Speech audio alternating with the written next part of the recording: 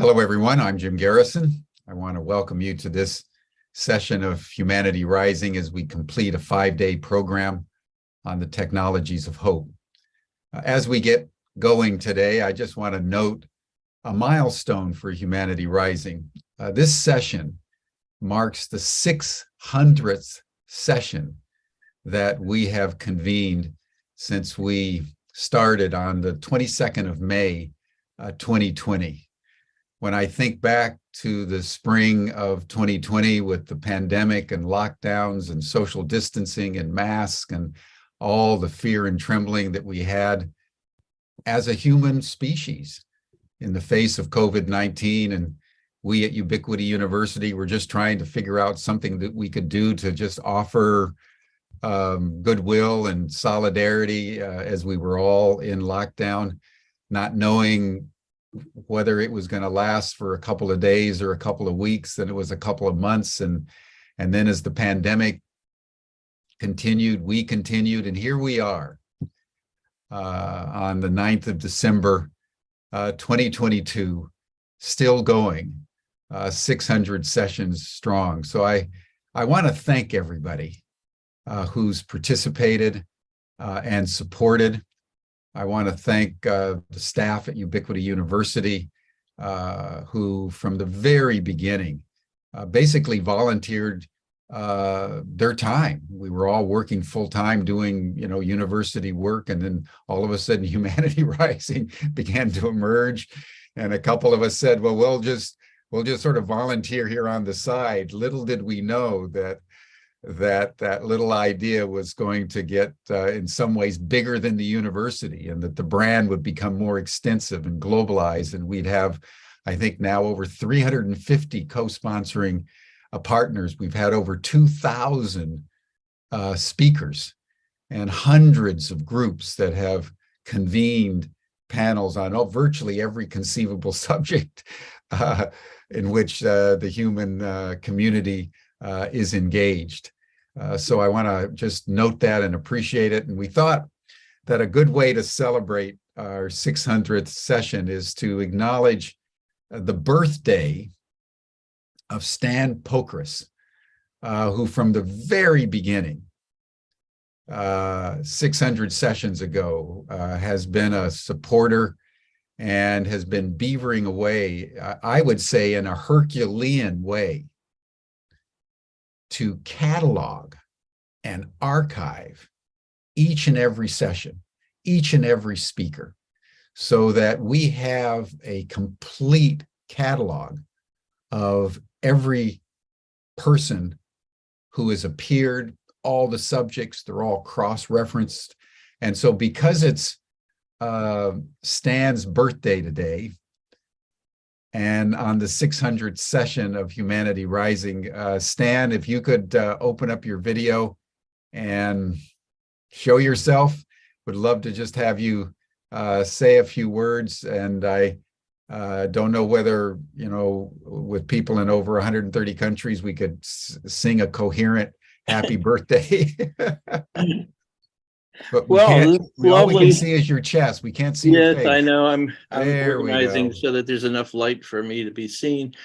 So thank you, Jim. This is very much of an honor to be invited to say hello to all my friends on my 76th birthday. And 76. Yeah, I went for a visit to my sleep doctor this morning. And I had made this appointment a couple months ago, but I get there and the nice lady at the check-in sang happy birthday for me. So first thing they do as when you go to a doctor's office is, what's your birthday? Yeah. I said, well, it's today. So thank you all. And it's been a wonderful visit. Wonderful experience for me. I'm hoping that we'll be able to make more and more noise in the world as this thing continues to grow. And I thank Jim for being such a steadfast person, which is what all I'm doing is following your lead by being here every day. So thank you so much. Thank you. And Shannon MacArthur and others have been organizing people to say happy birthday, congratulations, and warm thoughts in the chat, Stan. So just thank you so much for all that you've done. You've made Humanity Rising what it is. And so you've been an indispensable part of creation. And I just want to honor you. And as Stan knows, as we evolve into Humanity Rising Network, Stan will be on the staff, and we're awarding him some founder stock in the company just as an appreciation, Stan, for the extraordinary work that you've done. So thank you, brother, and happy birthday.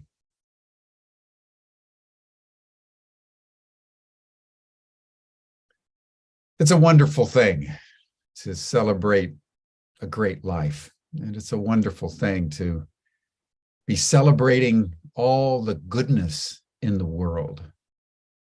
And I think that's probably the most relevant thing that I can think of at this moment to commemorate 600 sessions. They've been 600 sessions with over 2,000 people working their hearts out to save humanity as we teeter on the brink of self-destruction. Our generation is living in such an extraordinary moment. Just being alive, as Stan is, 76 years strong, what he has seen in his life, the tumult, the changes, the inventions, the discoveries, the conflicts, the surging of the human spirit, the degradation of the human spirit. Everything has happened with such an intensity. We're about ready to blow ourselves up. And it's up to humanity in all our multifarious dimensions and representations and hopes and dreams and solutions and works of art and poetry and exuberance that are keeping us going. And when people ask me sometime, having been, in Moscow as I was during the Cold War and all the things that we did, what effect we have had, those of us who are dedicated to goodness. For me, just the fact that the human race is still here is the testament to what we've achieved. Because as humanity is careened through the obstacles of self-destruction, there's always been enough. It's like the tradition of the 36 just men in the Jewish tradition, that as long as there's 36 just people in the world, God won't destroy it. We're part of the just. We're part of that group of people that is keeping humanity alert to its own conscience. And even though it seems that we are losing ground and that the bad guys are winning and all of that, the fact that we're still here and we can celebrate Stan and we can celebrate 600 sessions of Humanity Rising, to me, is the victory on this day. So thank you, everyone. Before we dive in, let us just pause as we always do, and we won't sing happy birthday, Stan, but why don't we all, wherever you are around the world, let us just breathe together. Let us take 10 breaths at the sound of the bell and send love to Stan Pokras.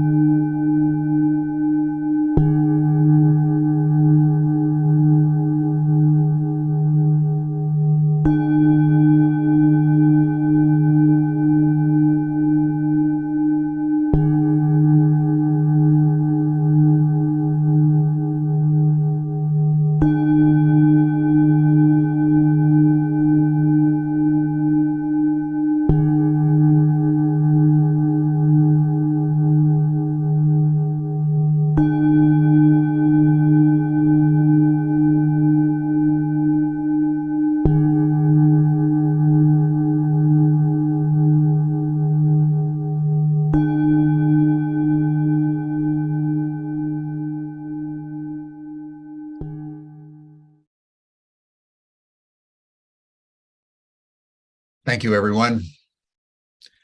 In a celebratory spirit, I want to welcome my good friends and colleagues, George Cappannelli, the founder and CEO of Age Nation, and Tom Eddington, the founder and CEO of Endangered Global, who've convened this 5-day program on the technologies of hope, along with other programs as we've traversed the 600 days that have brought us to the present moment.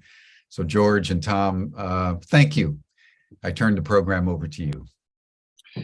Thank you, Jim, and congratulations on an extraordinary accomplishment.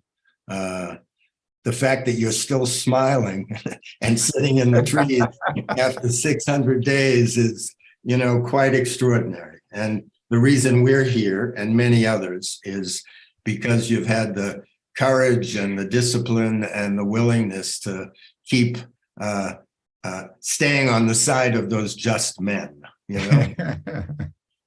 Thank you.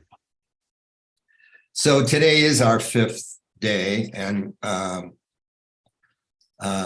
delighted, truly delighted that we've made the decision to include Technologies of Hope as one of the program series in our expanding HRN efforts, and delighted that Tom joins me to convene this group of programs and for all of the other programs we've done together and individually. As Jim said, we are certainly in challenging times. And although earlier in the week, and I encourage you to watch the other 4 programs, you'll be delighted with the quality and the depth of the individuals who joined us and what they're doing in the world. We've talked before about technology having a shadow side that has certainly negatively impacted these times and brought with it toxicity and damage to humanity and other species and our environment. There have always been people doing great work, not necessarily being well recognized. And what our goal is here is to acknowledge and bring some of those individuals to light and let them share the constructive uses they are finding for technology and the way that it can help mitigate some of the damages that we've experienced. So, Tom, would you like to add your welcome and see where we go from here? Yeah, thanks, George, and thanks, Jim. The conversations we've had this week have been around consciousness and the consciousness that's been brought to the technology that we have in the world. And I'm particularly excited about our conversation today because 2 of the oldest technologies we have in the world have been using carbon-based energy systems and creating roads. And both roads and mining and extraction and petroleum-based systems have been with humanity for much of our existence, and they've contributed considerably to the degradation of the planet. And so we've got 2 guests with us today that have come up with technologies to fundamentally change the way that humanity exists on the planet. So I'm particularly excited to wrap up what's been an extraordinary week, and thank you, George, for helping make this what it's been. And so to finish the week with some fundamental assumptions about how humanity exists on the planet with the conversations feels like a good way to end the week. So I'll start by introducing Bob Sherwin. Bob's the founder and CEO of Lithified Technologies, which owns the licensing and distribution rights for LithTec Products and Technologies sold in the US and its 16 protectorates. Bob's also the managing member of Lithified Technology Group, which actually owns the intellectual property which they use, and really excited to have Bob share with us the technology and how it's fundamentally changing the extraction industry, enabling alternative fuel sources and the roads that we drive on. The other panelist with us today is Wayne Van Dyke. Wayne began his business career on Wall Street at DLJ, first as an investment banker, then a venture capitalist, and then co-managed a leveraged buyout fund. He left to found Wind Farms Limited, the first utility wind energy development company, where he built a staff of 60 developers. In 1990, he became CEO and chairman of the San Francisco and Moscow teleport and installed the first 500-line direct dial telecom to Moscow. He's an entrepreneur. He started many companies in employment, corporate training, business software, and today he's dedicated to slowing climate change by applying fintech to financing solar and storage projects. So Wayne's having trouble with technology this morning. So Bob, let's have you join us first. Good morning, and thank you for having me with you today. I'm happy to be here. We'll need you to turn on your video. Okay.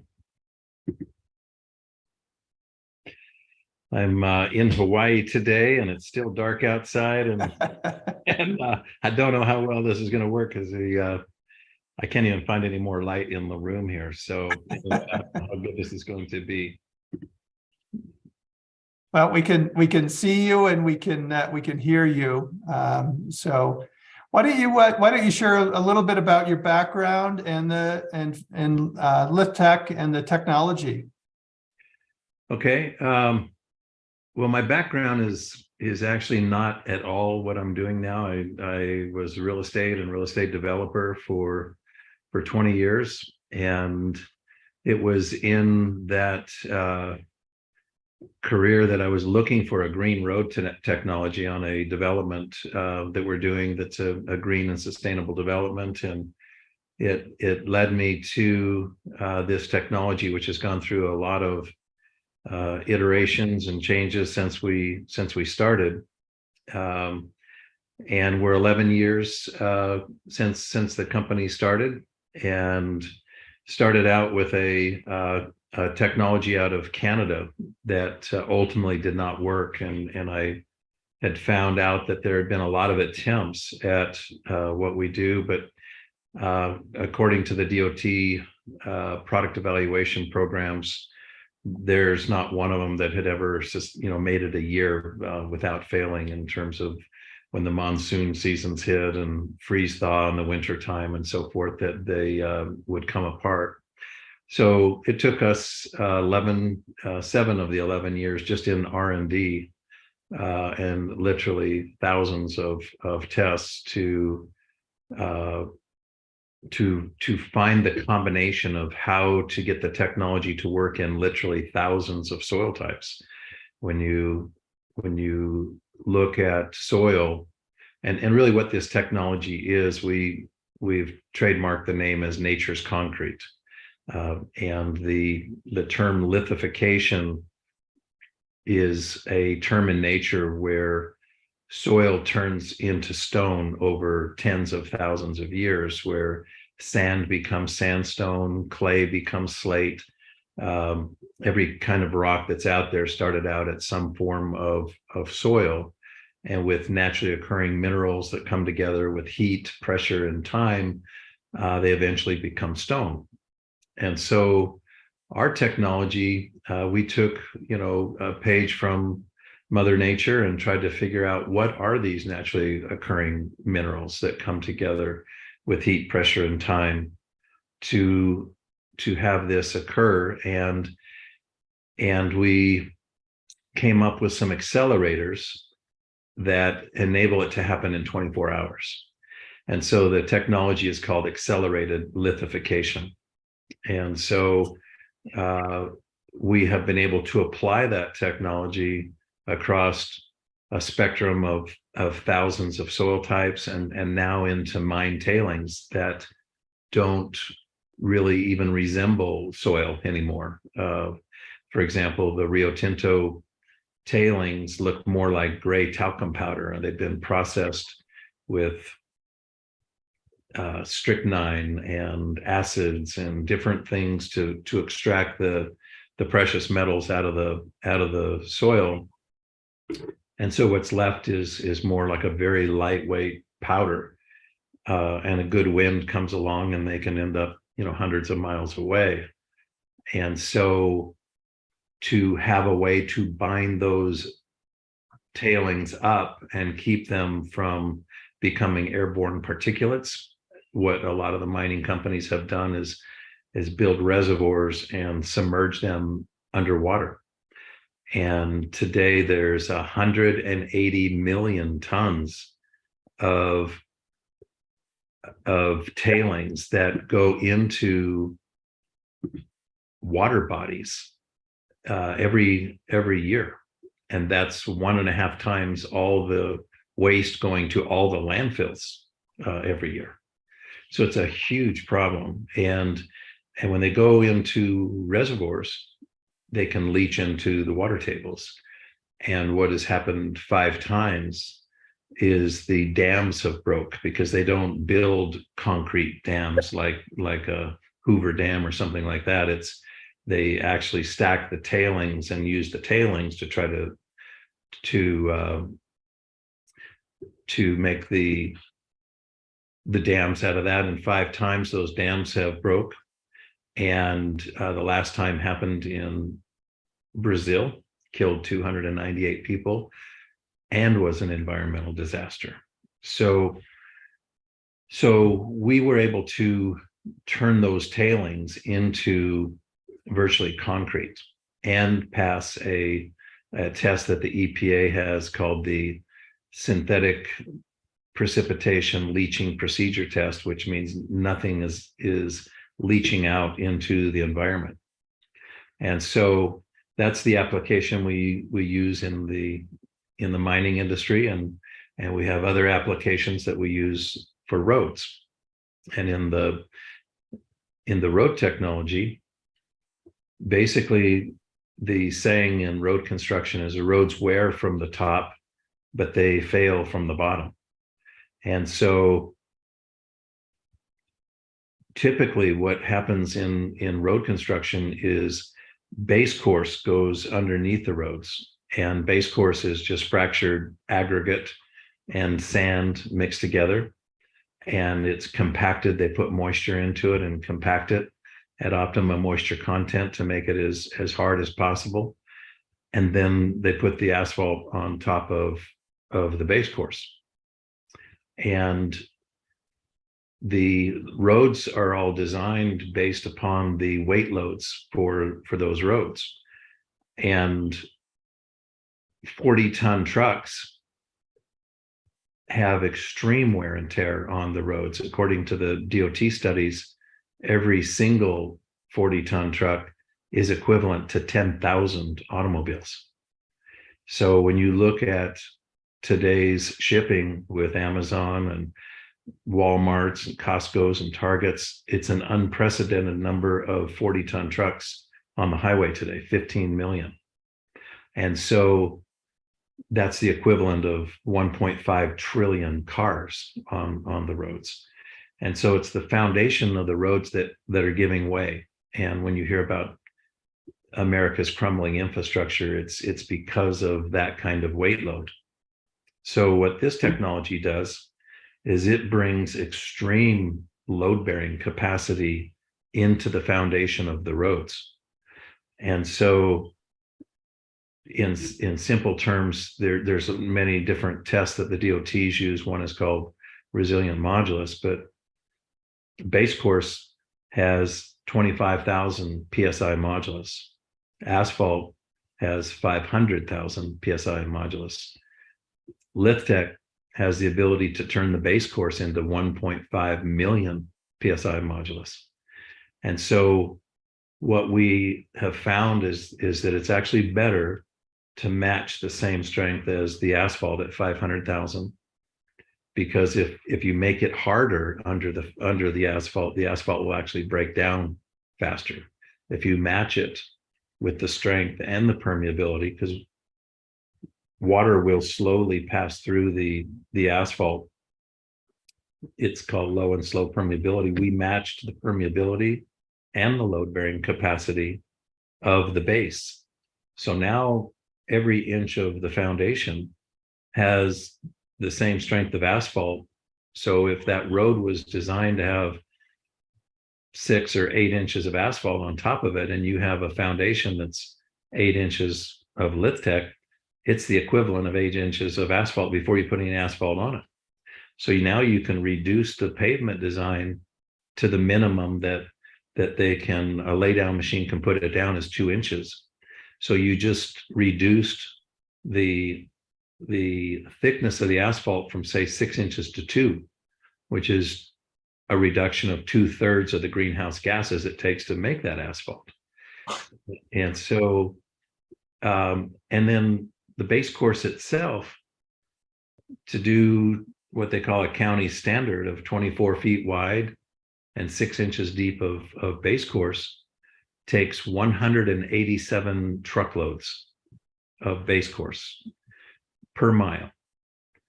And with LithTec, we could go into a road that, say it's a county gravel road, that's the base course is all pulverized and basically timed to import the next 6 inches, which occurs every 5 years just on a gravel road. They have to just keep starting over and continually apply the base course. We could go into that pulverized gravel with 7 truckloads of LithTec, which is a powder, and gets blended into that pulverized base with water and compacted. And instead of top quality base course at 25,000 PSI, we make it 500,000 PSI.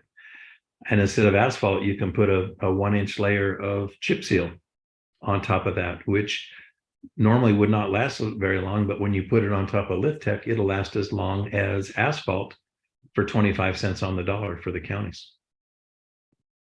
So, well, Bob, one of the themes that we've had this week, and George and Jim both teed it up nicely, is that humanity's been separating ourselves from nature and has arrogantly believed for thousands of years now that we can control nature. And what I really appreciate about what you're up to, and certainly what Wayne is up to, is that you both have gone back to nature-based solutions and tried to look at what is Mother Nature help or have available for us, and what can we learn from nature. And it's terrific that you both, from a technological perspective, have brought that into the work you're doing. Bob, good morning. It's terrific to see you again. It's been a while. It's bad, George.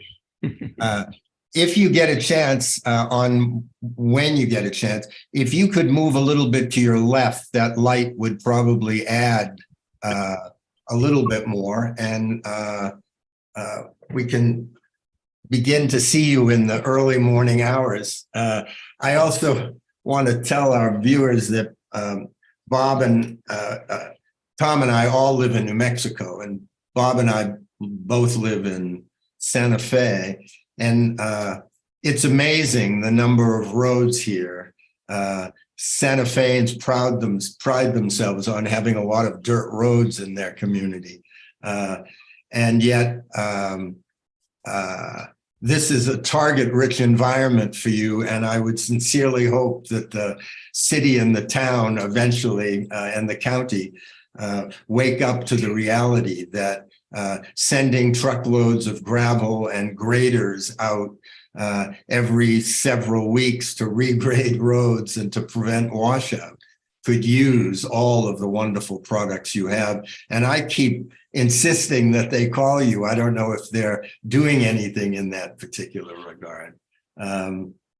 But clearly what you're doing is contributing enormously, not only to the stability of our roads and their lasting power, but to the end of a lot of the toxicity that's happening. And I'm delighted to hear about your mine, the work that you're doing in mines and in dealing with that toxicity.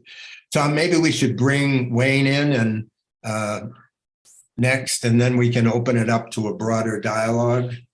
Yeah, Wayne, please turn your video on and share a bit about the technology and what you're up to. Okay, it says I'm unable to start my video because the No, you should be. no, I Have a should. look. Okay. I guess I'm on. Can you see me? Yep. Yes. Yep. Welcome. Good morning, everybody. Tom, Jim, George. It's a real pleasure to be here this morning.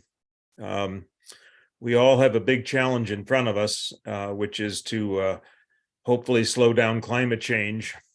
I actually got started on this challenge more than 40 years ago when I started looking at the what I thought was going to be the energy crisis. I was of the opinion or believed that we were going to be running out of oil at some point and that we would have to start to develop utility scale alternative energies, and got into the business of developing large scale wind energy projects for utility companies. I spent a number of years doing that until the Reagan administration killed all of the tax credits, and we saw a whole lot of projects disappear while the American government decided that the energy crisis had been solved at that point. This was back in the early 80s. And so for the next 20 some odd years, I spent my time building technology companies, but never really lost my love for and desire to do something about the energy situation. And as I continued to watch what I thought was going to be peak oil emerge as a problem, we began to see that the whole energy issue was shifting from running out of oil to a climate crisis, that the oil itself was the problem. It wasn't that we were running out of it, but it was polluting the environment to the extent that it was causing significant climate changes. And as a result of that, I started looking at the whole problem again from a different perspective, trying to figure out exactly what it was that was holding back the clean energy revolution. And after spending a better part of 6 months studying the whole issue again, came to the conclusion that the biggest problem holding back the clean energy revolution was getting capital to build the technologies that we needed to deploy in order to solve the climate crisis. When you look at the climate crisis, a lot of people think that the solution to the climate crisis is developing new technologies, that we should look for new ways of generating electricity and new ways to basically solve or to get rid of the carbon going into the atmosphere. But in reality, what we need to do, because the real issue is that when you look at developing a new technology, the basic dynamics are that it takes 10 years to develop or to develop a new technology. It takes 10 years to commercialize it, and it takes another 10 years to start to scale it. That means that we're at least 30 years out from a solution, if we had one today, that somebody invented a new way to generate electricity. As a result, we don't have time. We're so close to so many of the tipping points in the atmosphere that we came to the conclusion that what we need to do is to generate clean electricity from the technologies that we already have that are already operating at scale. And those are primarily two technologies, solar and wind. And as a result of that, I looked at the whole thing again and said, gee, what's holding back the clean energy revolution is actually being able to finance or to deploy the technologies that we already have faster. If we could come up with a way to accelerate the capital going into these projects, then in fact, we could accelerate the slowing of climate change. And that's when we decided to start applying technology to the process of financing projects. Primarily, we focus on the solar business. So what we've developed is technology to basically take the friction out of the process by which projects find the capital that they need. And as a result of that, we're able to accelerate the velocity of capital, if you will, 2 to 4 times, and to reduce the cost of getting projects financed by up to 75%. So we're in the process of building a platform, a financing platform that makes it very easy or much easier and much faster for developers of solar projects, first in the United States and then around the world, to get the capital that they need. So basically, we've made a process where, think about it as an electronic broker, if you will. Instead of calling a broker, you go online with your project and you basically fill in a bunch of questionnaires, and then we automatically analyze the project using algorithms and various pieces of technology to determine exactly what the status of your project would be. And then taking that information, we match it up with the right institutional investors and make the connection in a couple of minutes that normally would take a couple of months. So basically, that's what we do. And we believe that we can accelerate the deployment of these critical technologies, primarily solar and eventually wind energy, much faster than we're doing it now. So basically, that's what we're doing. Thank you, Wayne. Bob, you want to turn your video on and join us in a conversation? And for both of you, what you're up to in the world is very disruptive to where we are. And I'd love to hear, what's the consciousness that you're bringing to this, the consciousness that you're encountering in the marketplace where you're working, and where are you finding challenges? Well, for our technologies, we have basically 3 different funnels of types of folks that can use our technology. There's the public sector, which would include the city, county, state DOTs, the National Forest, BLM, FEMA, and even the military. And in the private sector, people that are building their own roads and pads and so forth would be the wind and solar and gas and oil, timber, mining. We're doing projects with Union Pacific Railroad and BNSF and so forth that have big laydown yards and needs that way. And then in the third group would be the sovereign nations. There's approximately 560 some tribes that have thousands of miles of roads that are in desperate need of help. And so each one of those have their own level of adoption, I guess you could say, where the DOTs would be the most difficult ones to get through to, because they are extremely conservative group. And it's interesting, the Romans were extraordinary road builders. They did 50,000 miles of roads, and their technology was to put the big rocks on the bottom and the little rocks on top, and they would put pavers on top of that instead of asphalt. And so what's happened under the road has not changed since the Romans. So it's been slow to see that kind of technology change. But we have received the first DOT approval in Utah. We expect to have New Mexico and Texas in the next 6 months. And then we found a path forward where we could actually go to a national DOT approval process called the NTPEP, is the National Transportation Product Evaluation Program. And there's no product ever that's been submitted that's made it through their first battery of test, which is extensive. And we did pass through that, and we're in the second battery of test. In fact, we're down to the last test of the second battery.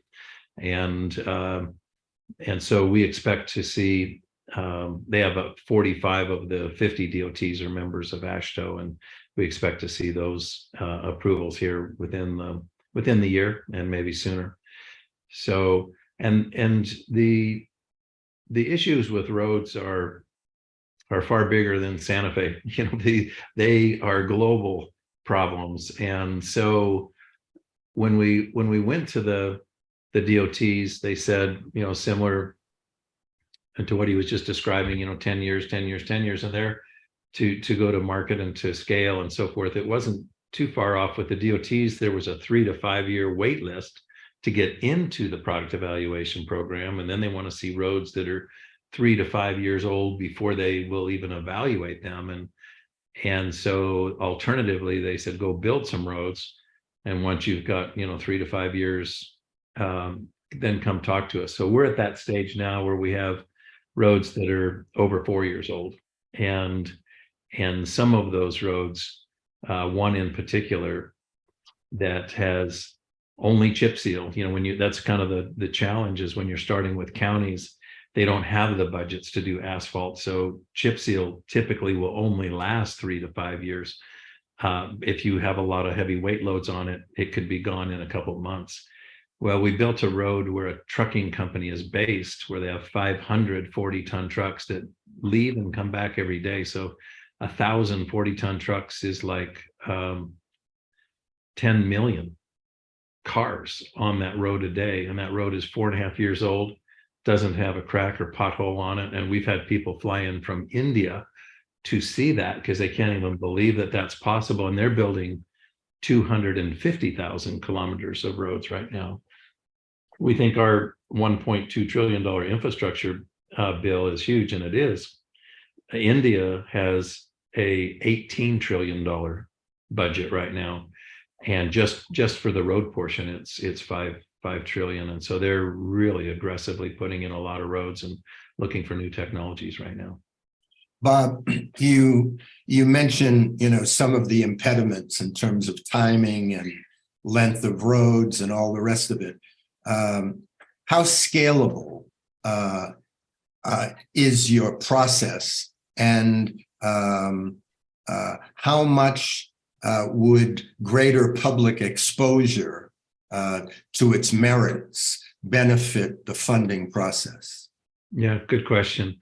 So our model is to be the product supplier and the geotechnical company.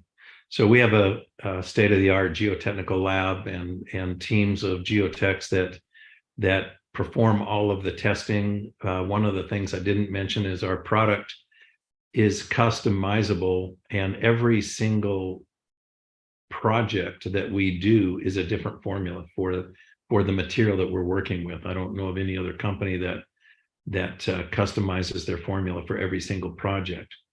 And so we have blending partners that we have across the US, 15 of them so far, and 2 in Canada. And these blending partners, we initially went to some of the larger cement blending facilities to see if they would customize their operations to produce our product. And they were so busy, trying to meet the demands of the cement industry, which, by the way, is next to water. It is the second substance most used by humans, like 8 tons per human per year of cement. It's extraordinary, and a very large contributor, as everybody knows, to the global warming. And so we went to the next tier down, and the people that were filling the 50-pound bags of mortar and stucco and Quickcrete for Home Depot, and went to those folks and said, we're using 160 tons per mile, or 175 tons per mile, depending on the material, 7 truckloads, because each truckload can carry 25 tons. And suddenly they looked at us as wow, that's a lot of 50-pound bags. we'll do whatever we need to do to customize to make your product. So those are the type of partners that we've been able to bring on, and we've been able to do that at a zero capital expenditure, zero CapEx, with all of these blending partners. So consequently, in order to scale, all we have to do is expand our geotechnical capability, and that's pretty easy to do. And we have all of the equipment, for example, that runs the battery of tests that we do is about $250,000. So it's not very much to just keep duplicating, doubling at $250,000. It's very, very scalable. And And then, of course, we send our geotechs out at the time that they install the road to do the quality control and the field testing. And they want to make sure that they're hitting the same numbers in the field that we hit in the lab. And because when we come out of the lab, we know that it works. It's just then a matter of execution. So I think that would hopefully answers your question, George. Thanks. And Wayne, from your standpoint, you mentioned reducing the friction. I know you're talking in part about the process, but what other frictions exist that prevent that easier flow of capital to project? You're muted, I think. Yeah. The frictions that exist in the world of financing are primarily the flow of information from the process of the process that currently is used to find project capital for projects. And the way that it's done today primarily is that if you have a project that's looking for capital, what you typically do is put together what's called a pitch book. And this would be a book that's anywhere from 75 to a couple hundred pages long, which details the project in excruciating minutia, such that when you send it to an investor then has all the information that they need in order to evaluate the project and try to determine what the risks are of that project before they make a determination whether they want to commit capital to it. So that's the process of putting together that pitch book, which usually takes a couple of months, and then circulating that pitch book to all kinds of different investors who then have to go through the process of trying to analyze it. That's a long and elaborate process, and it takes typically anywhere from 3 to 6 months to find the capital that you need for a project, if in fact you can find it at all. Because what you have to do is you have to know where to go to look, and there are somewhere in the neighborhood of about 1,000 institutional investors in the United States who have capital for these kinds of projects. So trying to find the right ones that have capital at the right time with the right mix and so on is a very, very elaborate, slow process. We speed that whole process up by basically first going out and collecting the information from each one of the institutional investors so that we know exactly what their sweet spot is. We want to know exactly what kind of capital they have, what kinds of technologies they invest in, what are the deal structures, hurdle rates, all of the information that's necessary that they would go through to try to determine whether in fact a project fits their requirements. We put that all into a very sophisticated database. And then when a project comes in, we basically are able to take that project and put it against that database and find investors who are interested and qualified for that particular project in a couple of minutes that would normally take months and months and months. So that's how we speed up the process. And that basically means that we can theoretically, if we could double the velocity of capital, that means we could put twice as much money to work in the solar business as is currently going into the business today. That's number one. Number two, the big impact is, and where this really has the most significant impact as far as we're concerned, is that quite often developers run out of money before they can find the capital that they need. So with our technology, we think that we can increase the number or the percentage of projects that actually get built that would not have gotten built. And we based on our modeling, we think we can save about 6 gigatons of CO2 from going into the atmosphere over the first 10 years of our operation, which is the equivalent of about the United States. The United States dumps about 6 gigatons of CO2 into the atmosphere every year. So theoretically, we could offset at least 1 year for every 10 years we're in business of carbon going into the atmosphere. So that's why we're pretty excited about this technology. Well, you know, what's fascinating to me is I think back just over the course of this week and a number of innovators and technologists that we've spoken to in land regeneration, kelp regeneration, and on and on and on. And when I listen to Bob and both the challenges and the opportunities, that accelerated lithification means for humanity. Your model is pretty extraordinary.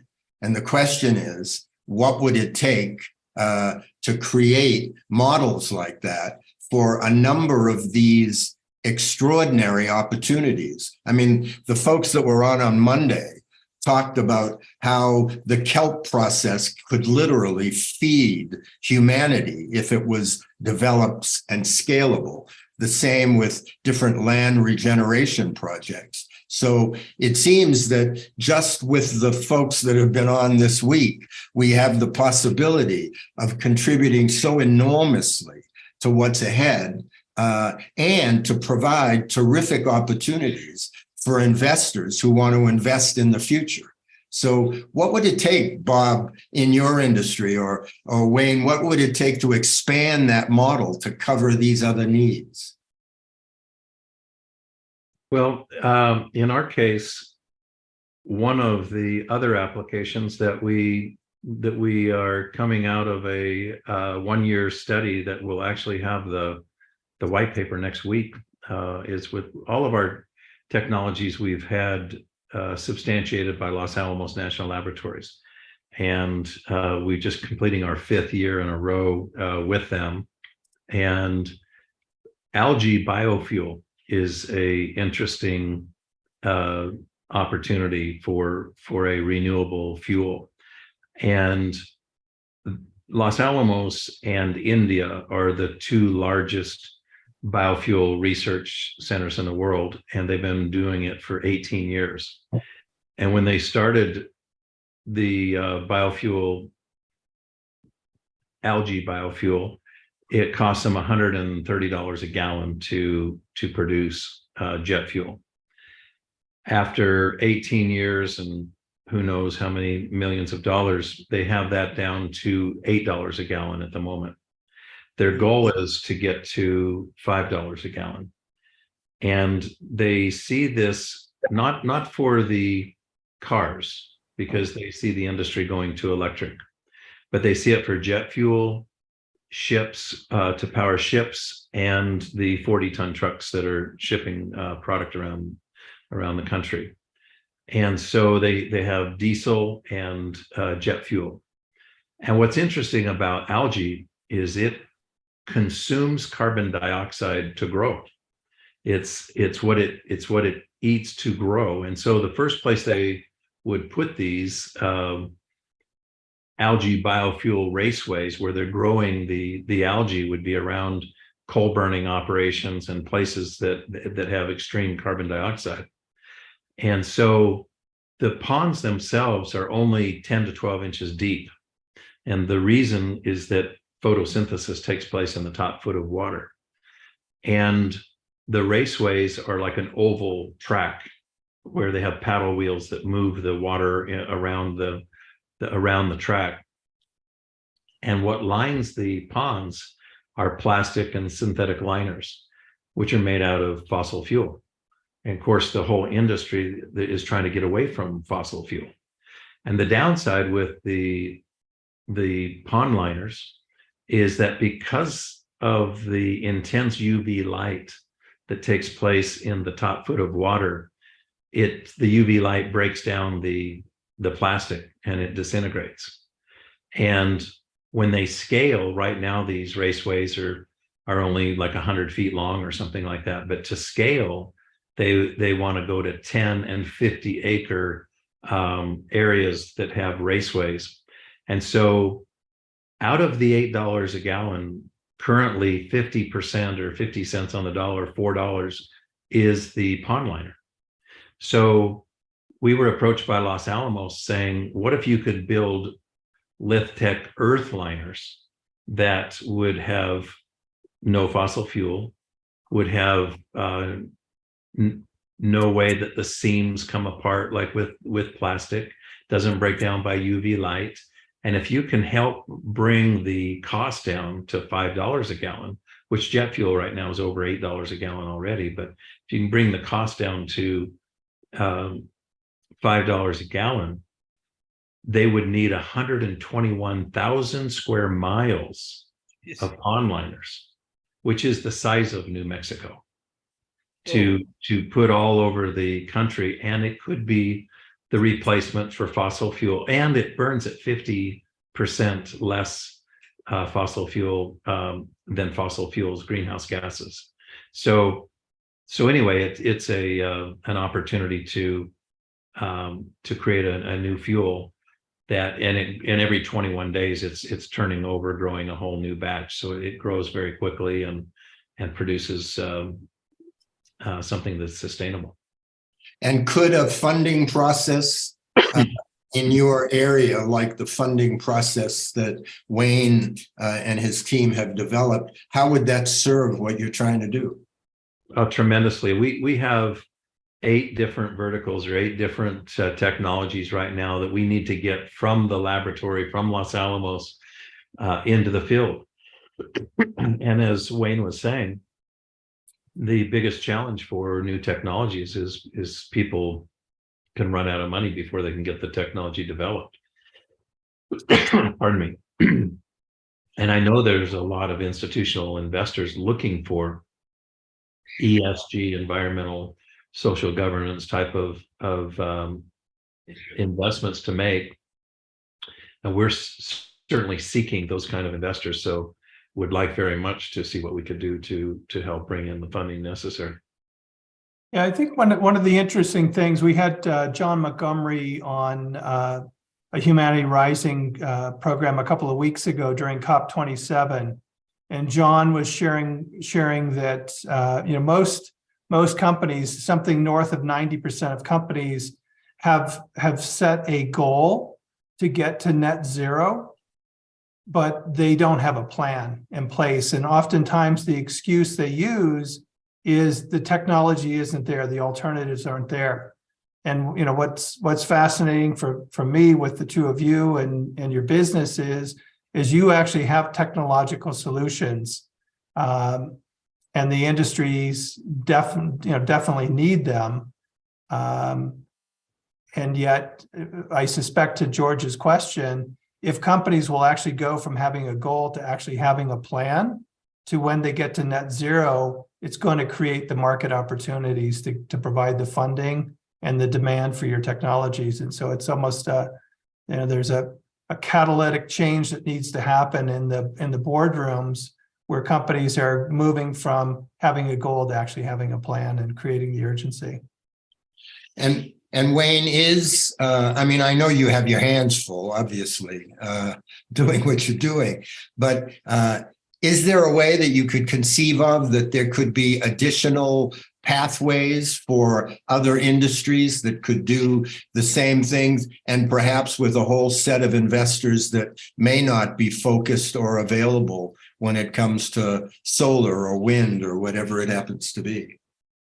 Yes, we're quite optimistic about the fact that it would be possible to take this model and expand it into other areas of investment. It just takes a significant investment up front to model and map the process and the various participants. Because, for example, if you look at the solar business, right now, solar and storage costs have dropped. Well, solar costs have dropped about 20 times in the last 20 years. And storage costs by the end of this decade will have dropped by 45 times. That means that by the end of this decade, solar and storage will be the cheapest form of electricity everywhere in the world, which means all of the existing fossil power plants will become stranded assets. They'll become obsolete, if you will, by the end of this decade. At that point, we have to be investing about $1 trillion a year in solar projects.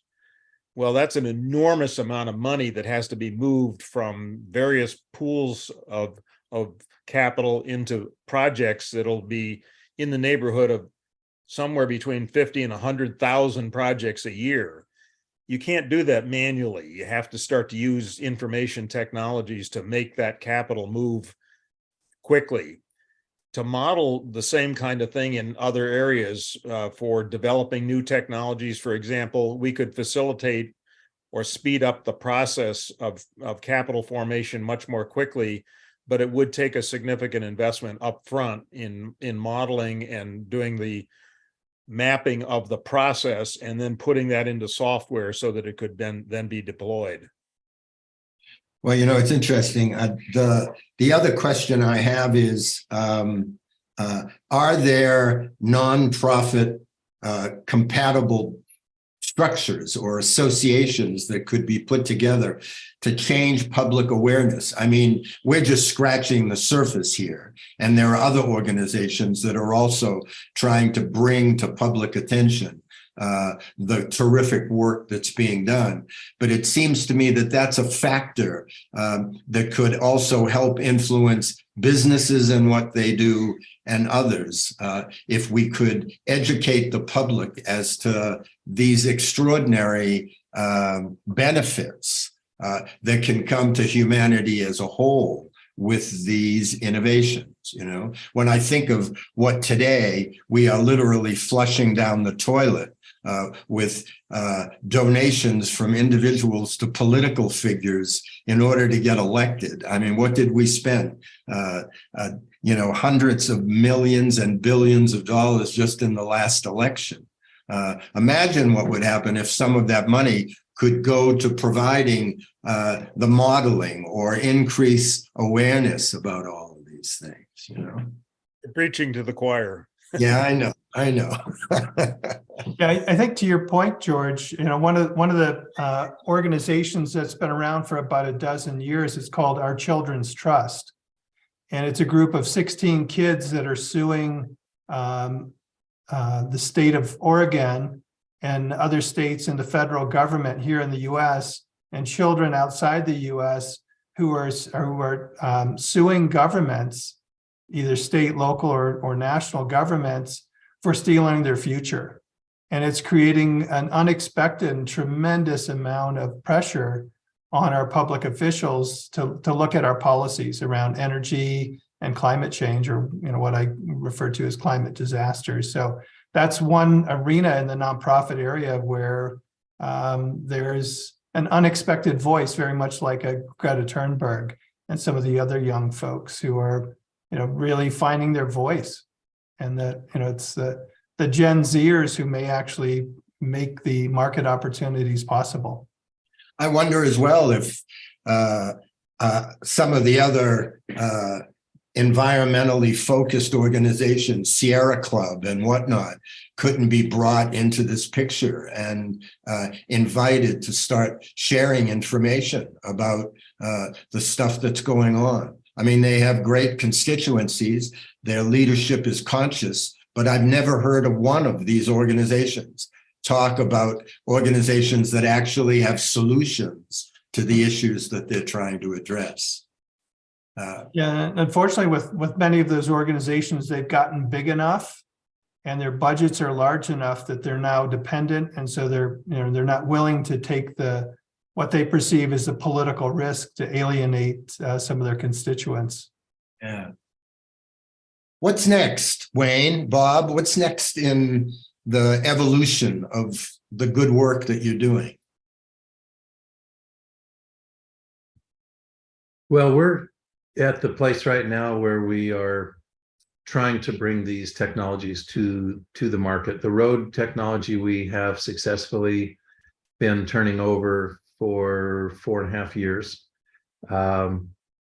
This year, in fact, actually next month, we have the opportunity to really gain some traction in another technology that we're meeting with the EPA and the Navajo EPA on another major issue that's pretty quiet. Most people don't know anything about it, but there are 15,000 abandoned uranium mines in the 17 Western states. Wow. 50 million people, including people in Santa Fe, live within 10 miles of abandoned uranium mines that are in the Santa Fe National Forest. And it's finding uranium in the water of 50% of the water in the 17 Western states, affecting 50 million people. But on the Navajo Nation, it's extremely a problem. They have 524 abandoned uranium mines. people living near them have 10 times the cancer rates and birth defect rates. And so there was a lawsuit between the government and the Navajo Nation, that $10 billion lawsuit settled for $4.6 billion. And now they're trying to cap these abandoned uranium mines. And the problem for the Navajos is they cannot use the water anywhere on the Navajo Nation. They drilled 200 wells, cannot use the water anywhere. They have to truck it in from over 100 miles away. So it's a serious problem. And the current design from the Nuclear Regulatory Commission, it used to be where they would put 4 feet of clay over the top of these abandoned uranium mines, compact it down, and put a concrete cap on top of that. And inevitably water gets to the clay, it swells, breaks the concrete, the water erodes away the site and exposes the uranium. So then they decided to just go with a foot of sand, foot of clay, foot of sand, foot of clay. Don't even bother to put concrete on top, because it's going to shrink and swell and break. They just put crushed rock on top and kind of brush their hands and say, we built it to spec, let's get out of here. Don't anybody test it. Well, there's only 2 labs in the country that can test for uranium containment, and Los Alamos is one of those. Whoa. And turns out that it's only containing the uranium, in layman's terms, level 3 out of 10. And so they can spend all this money and end up with 70% of the problem at the end of the day. So Los Alamos was very instrumental in helping us co-design a technology for capping abandoned uranium mines. And it came in 10 out of 10 uranium containment. And our introduction to the EPA and the Navajo EPA is on the 17th of January next month. And so we are very interested and excited to see if this technology can be adopted and go through the hoops of the EPA and the NRC, Nuclear Regulatory Commission, et cetera, to get this adopted. But it's a major opportunity and problem, and we feel like we have the solution. We know that we do. So now it's just a matter of, again, getting funded to take it out of the lab and into the field to start actually building them. And so that's kind of what's next for us, is to be able to expand these technologies and beyond the roads into 8 of these different verticals. And I can't encourage you more, Bob. I mean, Tom and I, like you, live in New Mexico, and I'll bet I couldn't find 1 out of 100,000 people that have any idea of the number of uranium mines that are here. I also happen to know that New Mexico has the largest budget surplus in history. And some of that funding could go toward this work, but the public needs to know about this stuff, just like the public needs to know about road degradation. How many of us would give our right arm to not have to hit as many potholes or whatnot as we do as we drive along roads, So I can't encourage you more to find allies that can help amplify information about what you're doing and what it can do, and the same for you, Wayne, Yeah, what we're doing right now is 2 things. We're seeking capital to continue to develop our technology, but we're also seeking relationships with other organizations, primarily investment banks and other people in the financial services business, that can get the story out to the various investors. What's happened in the last couple of years is that the financial community is finally starting to wake up to the fact that we do have a climate crisis, we do have a climate problem, and that there is a significant need to move or redeploy capital into the various new clean technologies that everybody's working on. And the process by which you do that means that the institutional investors need to get more information about where the opportunities are. And so we think that we can provide those kinds of that kind of information to them electronically, so that we can speed up the whole process.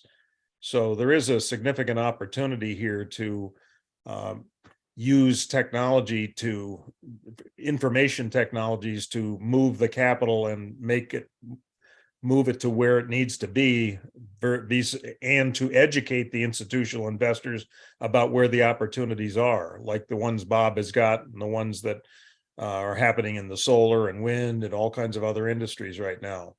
Yeah. I wonder whether the insurance industry would be interested in investing so that they don't eventually go out of business, you know? Well, as a matter of fact, they are. Swiss Re, for example, recently put $100 million into a carbon capture technology company in Europe called Climeworks. I don't think the investment's going to pay off, but that doesn't mean they're not doing it. The insurance companies are actually on the leading edge of seeing what's happening. Yes. Because they're the ones that are having to pick up the bill for all of these climate disasters. So they're actually among the most aggressive with regard to looking for opportunities and ways to ameliorate the problem. Well, that's really good to hear, because they need to be, you know? All need to be. Yeah, that's true. Jim, are you on board? Do you want to come in and do you have questions or thoughts you want to share? Thank you, Bob. Thank you, Wayne. This is a marvelous session. Once again, a good way to commemorate our 600th program on Humanity Rising. I want to just start with you, Bob. Your discussion of the mines in New Mexico and the damage that's been done reminded me of my first book that I authored back in the late 1970s called The Plutonium Culture.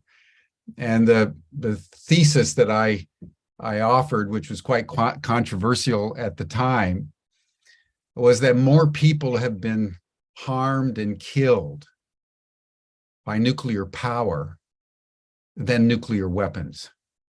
We think of Hiroshima and Nagasaki, and cumulatively, there was probably 200,000 to 300,000 people who were killed. But if you look at the damage in the nuclear fuel cycle between the mining and the milling and the processing and the transportation, and then the nuclear power plants that operate for 20 years, spewing out radiation, and then the storage of a radioactive ingredient, the half-life of which is tens of thousands of years, you get a measure of the damage that has been done both to environment and to people all over the world where any country has built nuclear power.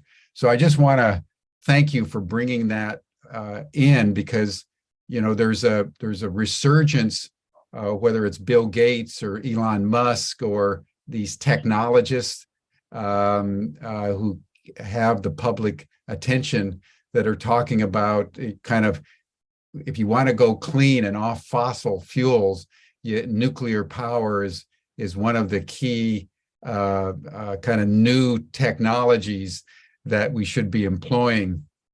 And you juxtapose that with the damage to life and health.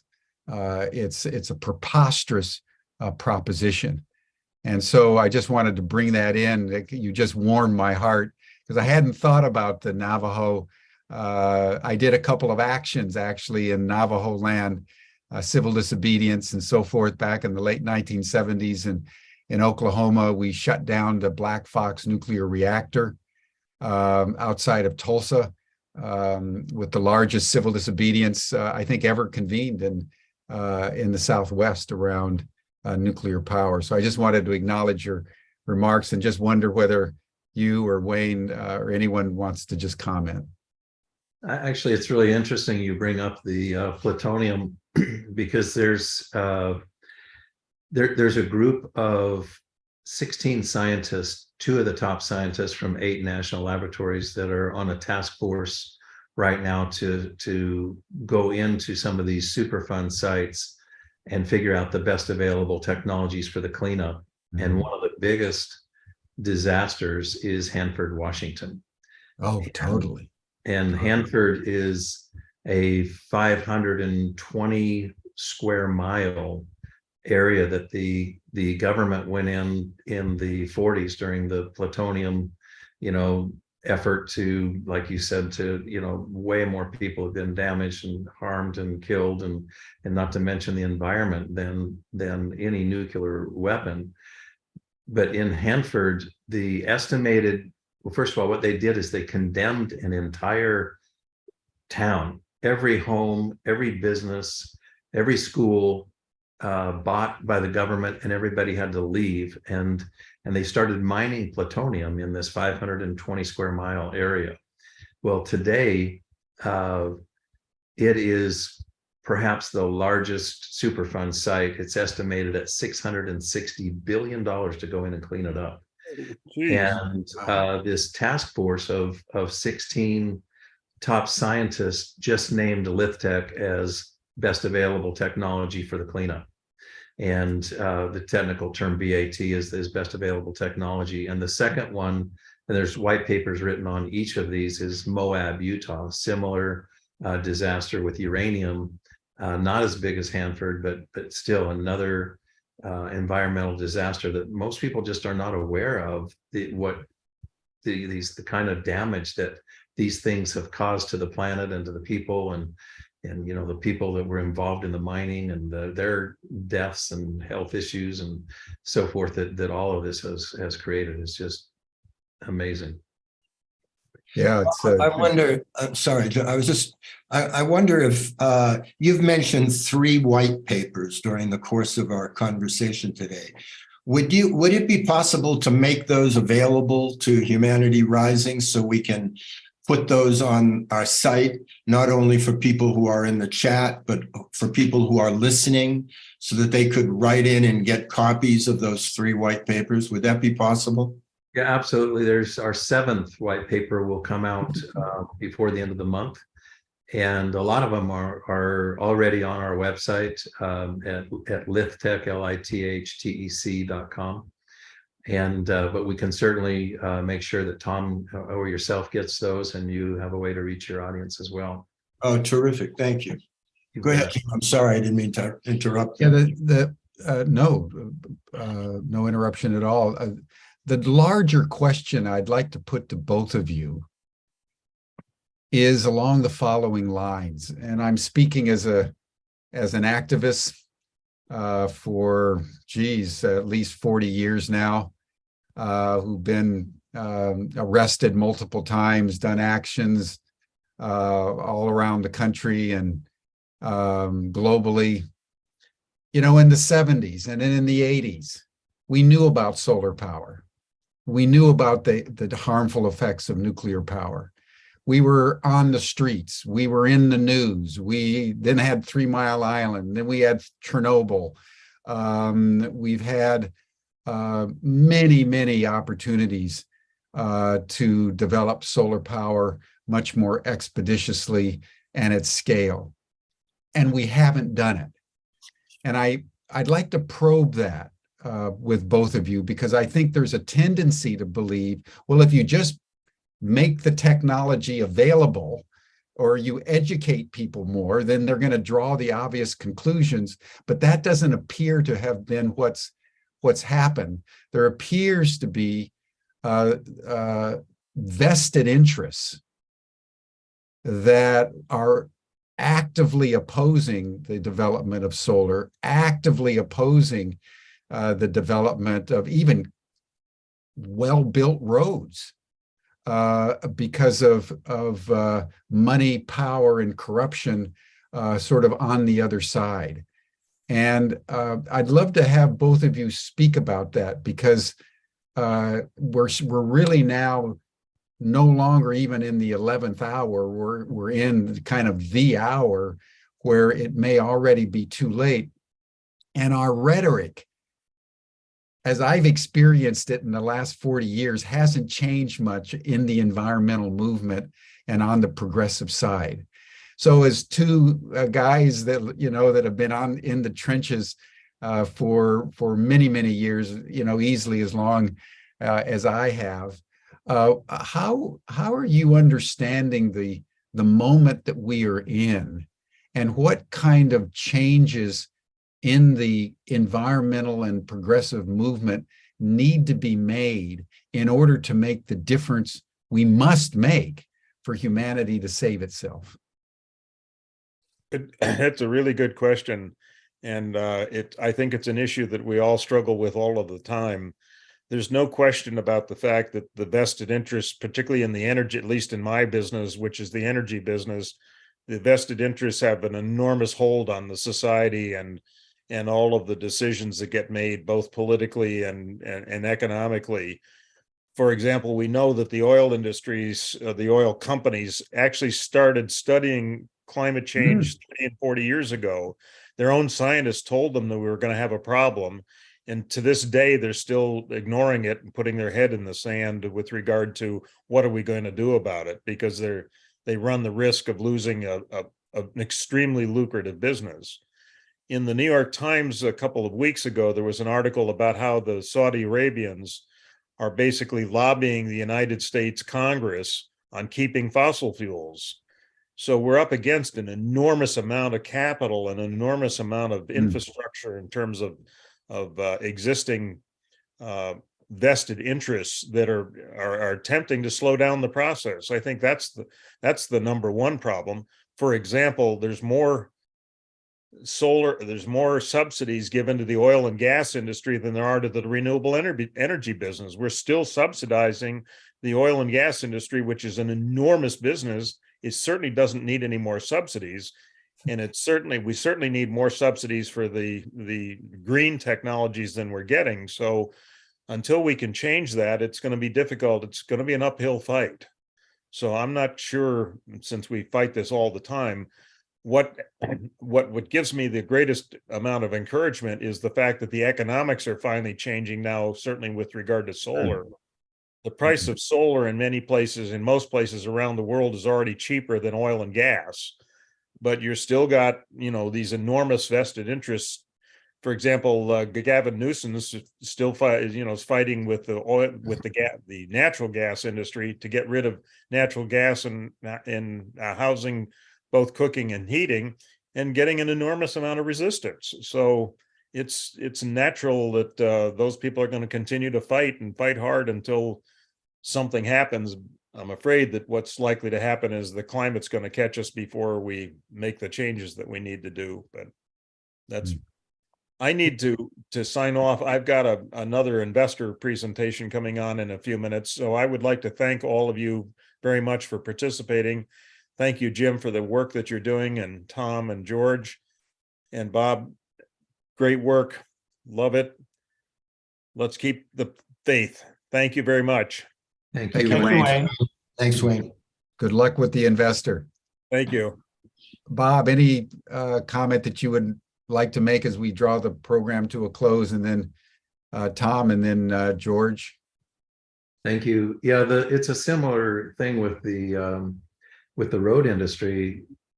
The asphalt comes from oil, and I remember we were at a paving conference, DOT conference, and I'm talking to one of the heads. I won't mention the state of the DOT in that state, and I'm talking to him about how we can reduce the thickness of the asphalt by 2/3. And he said, well, the people in my state, we like asphalt, and we don't want to do anything to use less asphalt. And he was elected by those folks, and so those are the challenges. Is when will people start making the decision to do the right thing instead of what's lining their pockets or getting them elected, or that's the challenge, that we're all trying to break that mold in our own way and do what's right for the planet and the highest good for all concerned, and instead of the selfishness and the greed and so forth that drives so many of these industries. and they really have their hold, the lobbyists and so forth that go in, even the gravel. It's a major impact on the planet. You're digging massive, holes into the earth and crushing boulders and putting them in piles of 1.5 inch minus and 3/4 inch minus, and then adding sand. And then it all has to be hauled away every mile, 187 truckloads just to get to the storage place. And then when the project's being built, it gets shipped again. And you look at all that fuel. Unbelievable. It's incredible. But they have their holds on the industry and the elected officials, and those are the things that have to change in order for these new opportunities to come forward and people doing just what's right for the planet and for humanity. Yeah. Well, thank you, Bob. You're like Atlas holding up the world. I mean, anybody that's taking on roads, man, that's like the bottom line, because we've been building roads for 10,000 years. Yeah. It's a big undertaking, and it's a huge opportunity at the same time. And so we appreciate the opportunity to be on the show today and to be able to get our story out there and help educate people. So thank you. Thank you, and Merry Christmas. Thank you. You too. Tom. Yeah, it's been another extraordinary week, and the one of the many things I've enjoyed about it is the constant conversations around human relationship with nature, human consciousness, as well as the technology itself. And I've really enjoyed the panelists that we've had, bringing that perspective of what is our relationship with Mother Earth, what can Mother Earth teach us, and how can we shift the human consciousness to be part of nature and be appropriate stewards for our planet. So I think we've done a terrific job of bringing some amazing perspectives on technology, and certainly left each program each day with a genuine sense of hope. And so it's been a terrific week. Thank you, George and Jim, for the week. Thanks, Tom and Bob and Wayne, who's departed. And I want to just close with some thoughts about the fact that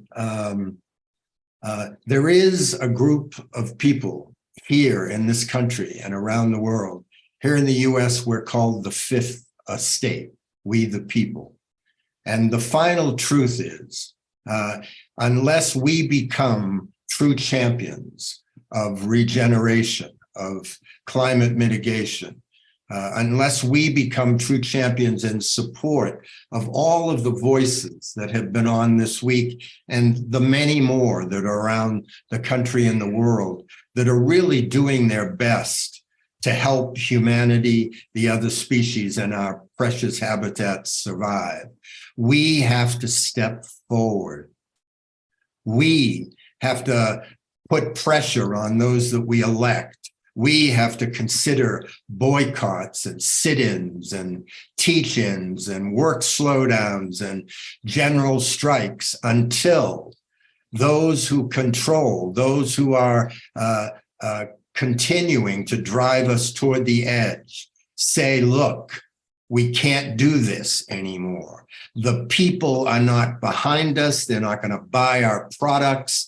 They're not going to vote for us. They want something different. We have a voice, and our voice has to mean something, each and every one of us. So please look for the ways to support organizations that are serving the greater good, and to stop spending your dollars on organizations that are harming us. Stop voting for fools who are trying to drive our country and our planet right off the edge of the cliff. We can do this. We just did it in November in some ways, and that's only the beginning. And wherever you are in the world, you have your Novembers, you have your opportunities. Please, we are the ones we've been waiting for. I thank you for spending time with us. I thank you for your support of Humanity Rising, And I thank you for what you do in your communities to make a difference. Well, thank you, George, Jim, Tom, everyone. Appreciate the opportunity and what a great vehicle that you've all created to help inform and educate people all over the world. It's really a great effort, and thank you, and congratulations on 600. That's incredible effort there. Thank you, Bob. Thank you, Tom. Thank you, George. That brings us to a close for today, everyone. This is the completion of our 5-day program on the technologies of hope. And we'll see you all in the after chat. Those of you who are going to join, you'll see the link in the chat box. Have a good weekend. And Stan, happy birthday. We love you, and we'll see everyone next week. That'll be our final week. We will take a break for the holidays next Friday on the 16th of December. So next week is our final week. And we're going to start with a 2-day program on modern day magic and how people can enhance their human potential, their capacity to utilize higher levels of consciousness to do more good in the world. Thanks, everyone. Bye for now. Thanks, everyone.